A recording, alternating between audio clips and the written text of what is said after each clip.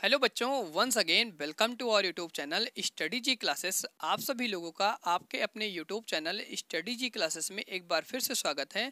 तो प्यारे बच्चों, आज के इस नए वीडियो लेक्चर में हम स्टडी करने वाले हैं कि प्रावर्तन क्या होता है, प्रावर्तन किस प्रकार होता है और प्रावर्तन किन किन माध्यमों पर निर्भर करता है। आज के इस वीडियो लेक्चर में हम इसके बारे में स्टडी करेंगे और इसके बाद जो हमारा नेक्स्ट वीडियो लेक्चर आएगा उस वीडियो लेक्चर में हम स्टडी करेंगे कि प्रकाश का प्रावर्तन क्या होता है और प्रावर्तन के कितने नियम होते हैं। तो चलिए प्यारे बच्चों, आज का वीडियो लेक्चर हम स्टार्ट करते हैं और इस वीडियो लेक्चर में हम सबसे पहले देखते हैं प्रावर्तन और प्रावर्तन की परिभाषा को। तो यहाँ से हमारी हेडिंग लगी हुई है प्रावर्तन, जिसको इंग्लिश में हम बोलते हैं रिफ्लेक्शन। तो इसकी परिभाषा यहाँ से लिखी गई है, प्रकाश की ऐसी घटना जिसमें माध्यम का कोई परिवर्तन नहीं होता है तथा माध्यम समान रहता है, तो ऐसी प्रकाश की घटना को प्रावर्तन कहते हैं। तो बच्चों, ये तो बात होती है यहाँ पर प्रावर्तन की परिभाषा की। अब इस प्रावर्तन की परिभाषा में आपको ये बताया जा रहा है कि प्रकाश की ऐसी घटना जिसमें माध्यम का कोई परिवर्तन नहीं होता है, माध्यम समान रहता है, तो ऐसी प्रकाश की घटना को हम प्रावर्तन कहते हैं। अब इस प्रावर्तन की परिभाषा को और अच्छे से समझने के लिए यहाँ पर हम एक फिगर बनाते हैं और उस फिगर के माध्यम से हम ये जानते हैं कि प्रावर्तन किस प्रकार होता है। तो इसको यहाँ पर समझने के लिए सबसे पहले यहाँ पर हम एक समतल दर्पण बनाते हैं। ये जो हमारा होता है इसका नाम होता है समतल दर्पण, जिसको हम एम और एम डैश से दिखाते हैं। अब इसके नीचे की साइड में क्या होता है, कलाई की जाती है। अब ये जो हमारा दर्पण बनता है, इसी दर्पण एम और एम डैश को हम बोलते हैं समतल दर्पण।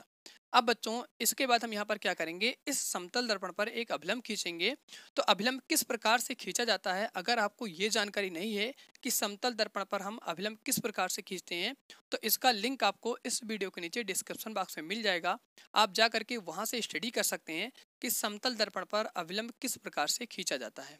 फिलहाल मैं आप सभी लोगों को यहाँ पर बता देता हूँ कि बच्चों, अगर मान लीजिए यहाँ पर हमारा कोई एक समतल दर्पण ये है, तो यहाँ पर हम क्या करते हैं, एक सीधी रेखा इस प्रकार से खींच देते हैं और ये इस समतल दर्पण के साथ में इस साइड में 90 अंश का कोण बनाता है, साथ साथ इस साइड भी क्या करता है, 90 अंश का कोण बनाता है। तो इस आने वाली किरण को हम क्या कहते हैं, अभिलंब कहते हैं।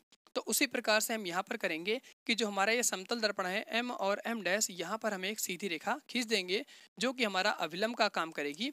तो यहाँ पर हम एक अभिलंब इस प्रकार से खींच देते हैं। अब ये इस समतल दर्पण एम और एम डैश के साथ में 90 अंश का कोण बना रही है। तो यहाँ पर हम एक पॉइंट देते हैं, इस पॉइंट का नाम देते हैं ओ, और ये जो हमारी आने वाली किरण है इसका नाम देते हैं एन।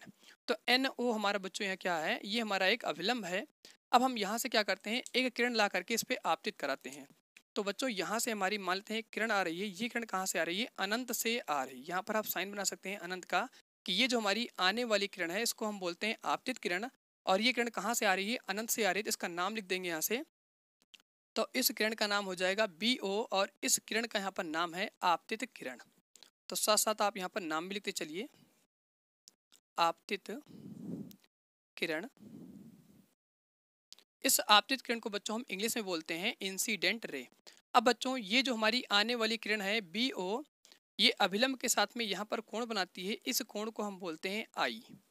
अब बच्चों, ये किरण क्या होती है, ये जिस माध्यम से आ रही है ये दर्पण से टकराने के बाद उसी माध्यम में वापस लौट जाती है। अब हम यहाँ पर समझेंगे कि इस साइड का सबसे पहले माध्यम क्या है।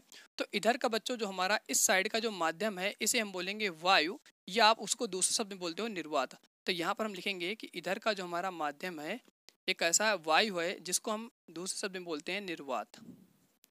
तो बच्चों, जो हमारा इधर का माध्यम होता है यही माध्यम हमारा क्या होता है, इस साइड का भी होता है। तो यहाँ पर हम लिख देंगे इस साइड का जो हमारा माध्यम है वो कैसा है, वायु है, जिसको हम दूसरे शब्द में बोलते हैं निर्वात। अब बच्चों, जो हमारी ये आने वाली किरण है बी ओ, जिसको हम आपतित किरण कहते हैं, ये दर्पण बिंदु ओ पर टकराने के बाद में जिस माध्यम से आई हुई है उसी माध्यम में वापस लौट जाती है। तो यहाँ पर ये किरण दर्पण से टकराने के बाद में ये पुनः उसी माध्यम में लौट जा रही है। अब इस लौट जाने वाली जो किरण है इसको हम बोलते हैं परावर्तित किरण। तो इसका हम यहाँ से नाम लिख देंगे परावर्तित किरण। अब बच्चों, ये परावर्तित किरण अभिलंब के साथ में जो यहाँ पर कोण बनाती है इस कोण को हम बोलते हैं आर।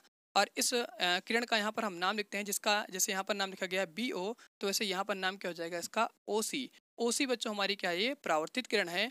और जो हमारी बी ओ है ये हमारी क्या है, आपतित किरण है। इस आपतित किरण को इंग्लिश में हम बोलते हैं इंसिडेंट रे और इस परावर्तित किरण को इंग्लिश में हम बोलते हैं रिफ्रैक्टेड रे। तो बच्चों यहाँ पर आपको ये क्लियर हुआ होगा कि किस प्रकार से यहाँ पर परावर्तन होता है। ये जो आने वाली किरण होती है इसको हम बोलते हैं आपतित किरण। ये दर्पण से टकराने के बाद में जिस माध्यम से आई है, अब ये बी वाली जो हमारी किरण है ये किस माध्यम से आई है, वायु से आई है। तो दर्पण से टकराने के बाद ये उसी माध्यम में पुनः वापस लौट रही है।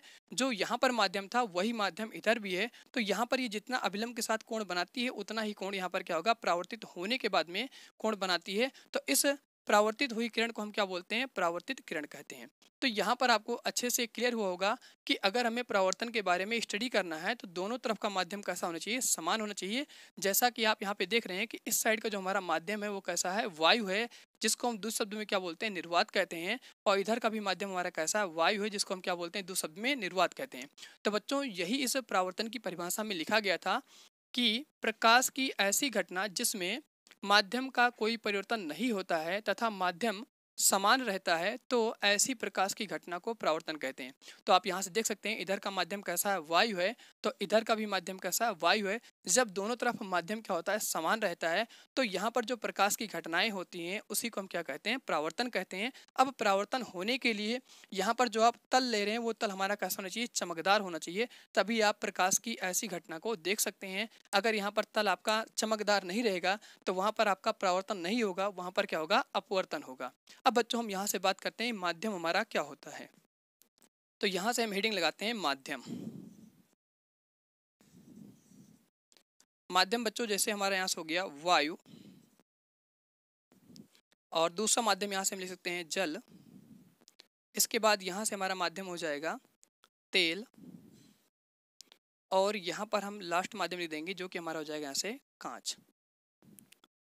तो बच्चों ये सब हमारे क्या होते हैं, माध्यम होते हैं, जिनमें से प्रकाश की किरण क्या होती है, गुजर जाती है। और वहाँ पर कभी कभी आप क्या करते हैं, परावर्तन देखते हैं, और कहीं कहीं पर क्या देखते हैं, अपवर्तन देखते हैं। अब परावर्तन देखने के लिए आपको यहाँ से क्लियर हो गया कि दोनों तरफ का माध्यम कैसा होना चाहिए, एक जैसा होना चाहिए। तब वहाँ पर जो हमें घटनाएं प्राप्त होती हैं वो कौन सी घटनाएं होती हैं, परावर्तन होता है।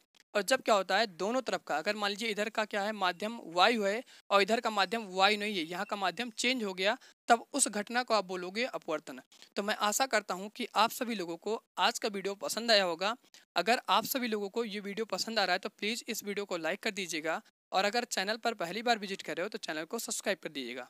तो चलिए बच्चों, आज का वीडियो हम इसी पर एंड करते हैं। अब मिलते हैं अगले वीडियो के साथ में, और अगले वीडियो में हम स्टडी करने वाले हैं प्रकाश के परावर्तन के बारे में। और उसी वीडियो लेक्चर में हम साथ साथ ये भी स्टडी करेंगे कि परावर्तन के कितने नियम होते हैं। तो चलिए बच्चों, आप पढ़ते रहिए और मस्त रहिए। आज का वीडियो हम इसी पर एंड करते हैं।